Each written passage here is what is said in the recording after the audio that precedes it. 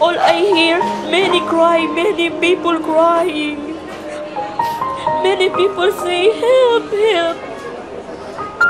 Ang magnitude ng problemang ito sa aking panayam po kagabi kila Secretary Mar Rojas at maging kay Secretary Volz Casmin is beyond our imagination.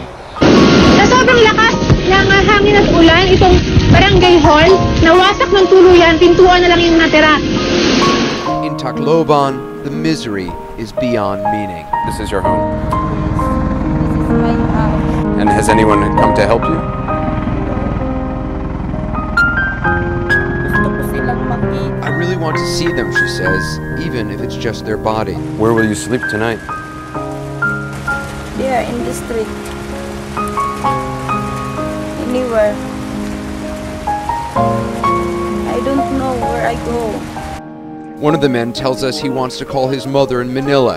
He's desperate to tell her that he and his daughter survived, though his wife and 2 other children are dead. We dial her number on our satellite phone. Ma, dito ma. They're gone. They're all gone, he says. Mama!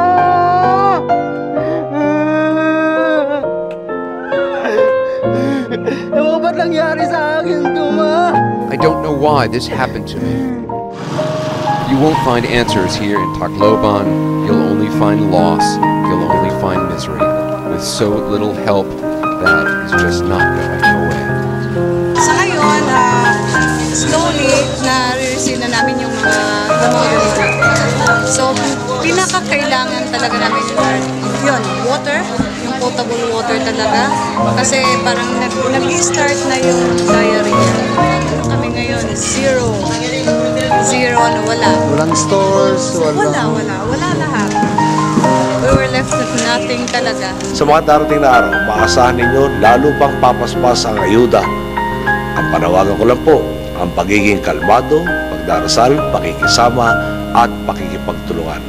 Siya ang magpapabangon sa atin mula sa sakunang ito. Magandang gabi po. Maraming salamat po sa lahat.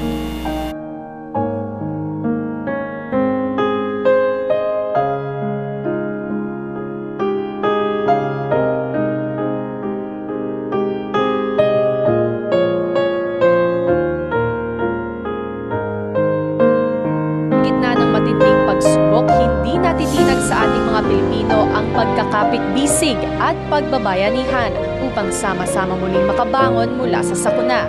Kitang-kita ito sa ating Pinoy celebrities na nagbabahagi ng kanilang mga sarili alang-alang sa mga kapamilya nating patuloy na naghihirap. And all day, volunteers have been turning up. There are people who are firefighters in their downtime. There are churches and there are even some school children here who've come to volunteer today.